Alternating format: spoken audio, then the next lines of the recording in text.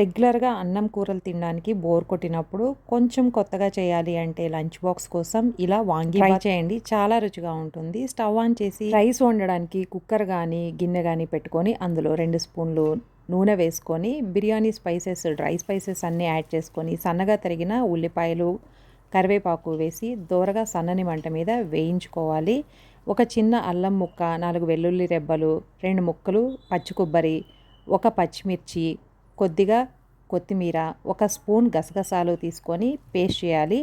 ఈ ఉల్లిపాయల్లోకి 2 టమాటాలని తరిగి వేసుకొని టమాటాలు 2 నిమిషాలు వేగిన తర్వాత ఉప్పు నీళ్ళల్లో వేసిన వంకాయ ముక్కలు కూడా వేసుకొని రుచికి సరిపడా ఉప్పు వేసి ఒకసారి మిక్స్ చేసుకొని 2 నిమిషాలు లో ఫ్లేమ్లో ఫ్రై అవుతుండగా మిక్సీ జార్లో తీసుకున్న ఇంగ్రీడియంట్స్ మొత్తం కొద్దిగా వాటర్ యాడ్ చేసుకుంటూ పల్చగా కాకుండా మెత్తగా ఫైన్ పేస్ట్ లాగా ప్రిపేర్ చేసుకోవాలి. ఈ పేస్ట్ని కూడా ఈ కూరగాయల ముక్కల్లో యాడ్ చేసుకొని పచ్చివాసన పోయేంత వరకు 2 నిమిషాలు ఫ్రై చేసి అందులో రుచికి సరిపడా కారం, ధనియాల పొడి 1 స్పూన్, 1/2 స్పూన్ పసుపు, 1/4 spoon light garam masala add చేసుకొని మసాలాలు కూడా ఒక 2 నిమిషాలు ఫ్రై చేసిన తర్వాత కడిగి పక్కన పెట్టుకున్న 2 కప్పుల బియ్యాన్ని నీళ్లు వంపేసి బియ్యం కూడా ఈ వెజిటేబుల్స్లో యాడ్ చేసుకొని ఒకసారి బియ్యంతో పాటు కలిపి 1 నిమిషం ఫ్రై చేసిన తర్వాత బాస్మతి రైస్కి 1 కప్పు బియ్యంకి